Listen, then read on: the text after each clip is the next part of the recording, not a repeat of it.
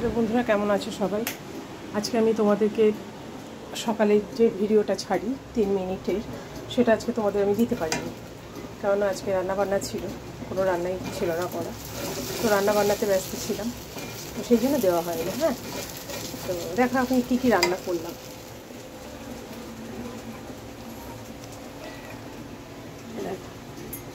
মুসুরির ডাল, এখানে দুধ জল দেওয়া রয়েছে, আর দেখতে পাচ্ছ পটল ভাজা, আর এখানে রয়েছে গুজ্জালি মাছ, একটা পেঁয়াজ, দুটো টমেটো, আর ঠিক 2 কোয়া রসুন দিয়ে করেছি, একদম হালকা পাতলা। আর করছি এখানে আমি সিম বাটা। তোমরা আমার আগের ভিডিওতেও দেখেছো সিম বাটা, এবং ইউটিউবেও আছে আমার সিম বাটাটা আমি করেছিলাম কীভাবে। তো এই যে সিম বাটাটা চলছে এখন।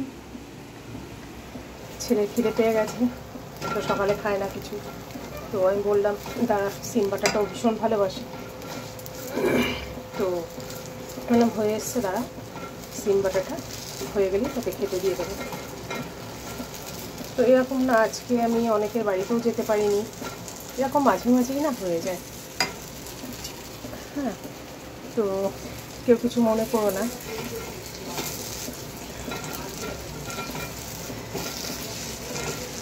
এর আগের দিন আমি একটা রিলস ছেড়েছিলাম ভূত সেজে, তো কেউ ভয় টয় পাওনি? আসলে কি বলো তো ব্যাপারটা, আমি তো পার্লারে যাই না। বিয়ের আগেও আমি আইব্রো ছিল আমার, বিয়ের আগেও আমার আইব্রো করা ছিল না। হ্যাঁ, কারণ আমাদের ওখানে পার্লার বলতে কিছুই ছিল না তখন শান্তিপুর। এখন যেমন সব কিছু হয়ে গেছে, এখন আমূল পরিবর্তন, এখন শান্তিপুর চেনাই যাবে না, এত ভালো হয়ে গেছে। তো যাই হোক, তখন ওখানে অত এ সমস্ত ছিল না, পার্লার। তো আমরা আইব্রো ফেসিয়াল তো কোনো দিনই করি না, কারণ আমার স্কিন বড্ড সেন্সিটিভ, তার জন্য একটু এদিক ওদিক হলে হয়ে যায় কিছু গন্ডগোল, ফুসকুড়ি বেরিয়ে যায় মুখে। তার জন্য এই মুখে কোনো দিন আজ পর্যন্ত সাবান দিইনি। একটু হয়তো কাঁচা দুধ বা গোলাপ জল, মুসুরির ডাল বাটা, এইসব দিয়েই আমি, বা বেসন, এইসব দিয়ে আমি মুখ পরিষ্কার করে নিই, তাও রেগুলার নয়। আগে তো একদমই করতাম না, মানে আগে রেগুলার মানে ওই 1 দিন কি 2 দিন করতাম। হ্যাঁ, তবে দুধের স্বর শীতকালে এইসব মাখতাম। তো এখন একটুখানি সপ্তাহে 2-3 দিন একটু করি। আর মুখে আমি জীবনেও 1 দিনের জন্য হলেও আমি সাবান দিন কোনো দিনে। হ্যাঁ, সাবান না ফেস ওয়াশ কোনো কিছু না, কারণ ওইগুলোতে না কেমিক্যাল থাকে। আমার মা বলতো যে মুখে কোনো দিন সাবান দেবে না, যত সাবান দেবে তাড়াতাড়ি কিন্তু মুখ নষ্ট হয়ে যাবে। তো সেই জন্য আমরা সাবান দেওয়া বা সাজগোজ করা কোনো দিনই না। আমি আমার দিদি, আমার মাকেও কোনো দিন দেখিনি করতে। তো সেইভাবেই আমরা বড় হয়েছি।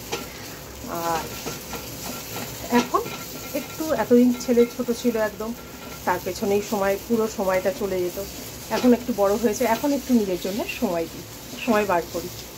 হয়তো দুপুরে রান্না করছি, রান্না টান্না হয়ে গেল, সেই সময় একটুখানি ওই সমস্ত বেসন টেসন, মধু এই সমস্ত অ্যালোভেরা ফেরা এই সমস্ত দিয়ে একটা প্যাক করলাম, কফি টফি দিয়ে। এক একদিন এক এক রকম করি, এখন করে একটুখানি মুখে লাগাই।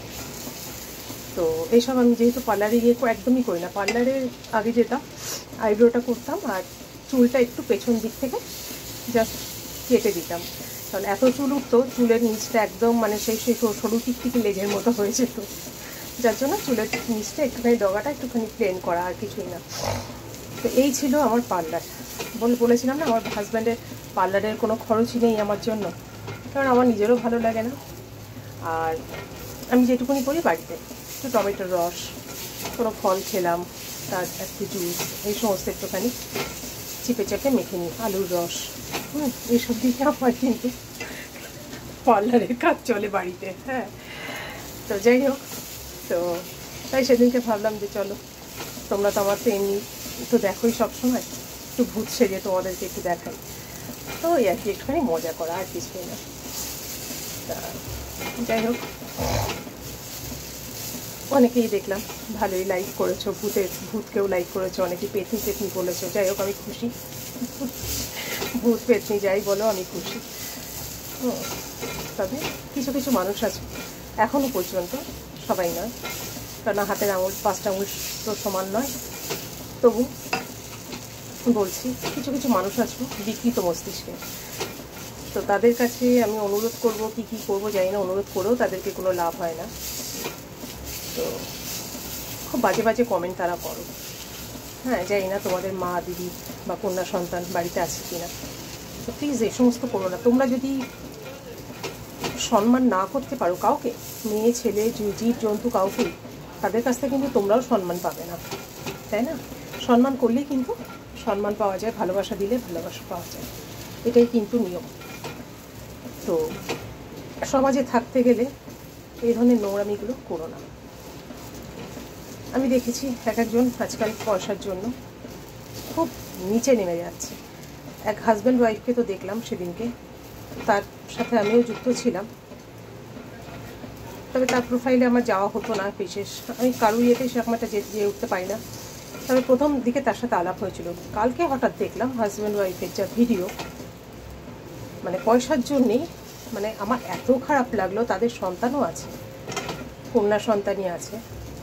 তারা সে কি দেখবে, সে কি শিখছে যে বাবা মা সোশ্যাল মিডিয়াতে এই করছে? সে যখন বড় হবে তখন তো তার, জানি না, সে তার মেন্টালিটিটা যদি সেরকম হয়, বাবা মার যেমন এখন হয়ে গেছে মেন্টালিটিটা, আমি বলবো ভালো না, খারাপ হয়ে গেছে পয়সা ইনকামের জন্য। তো মেয়েটিও যদি সেরকম হয় তাহলে তো আলাদা। আর যদি সত্যি তার সম্মান বোধ জাগে ভেতরে, বন্ধু বান্ধব বলবে তো বাবা মা কী করছে সোশ্যাল মিডিয়ায়, তখন তার কতটা লজ্জা লাগবে না বলো? তো প্লিজ তোমরা এরকম করো না, খারাপ লাগে এগুলো। হ্যাঁ, কিন্তু তো পয়সার জন্য এতটা নিচে নামা আমার তো মনে হয় না উচিত। না খেয়ে থাকবো তাও আচ্ছা, কিন্তু সম্মানটা সবার আগে। সম্মানটাই যদি আমার না থাকলো তাহলে আমার পয়সা, গাড়ি বাড়ি এসব দিয়ে আমার কি হবে? না খেয়ে থাকবে তাও আচ্ছা, কিন্তু মান সম্মানটা বজায় রেখো, কেমন? আর সবাই ভালো থেকো, সবাই পাশে একটু থেকো। আমার ইউটিউব চ্যানেলটাকে একটু সাবস্ক্রাইব করে দিও। আমার যারা ফেসবুক ফলোয়ার আছো তাদের কাছে রিকোয়েস্ট করছি, তাহলে যখন যেটা ছাড়বো নোটিফিকেশানগুলো তোমাদের কাছে চলে যাবে। তোমরা একটু লাইক কমেন্ট করো, লাইক কমেন্ট করলে আমি উৎসাহ পাবো। ঠিক আছে, ভালো থেকো সবাই। দেখি যদি পারি আজকে এই ভিডিওটা ছেড়ে দেবো।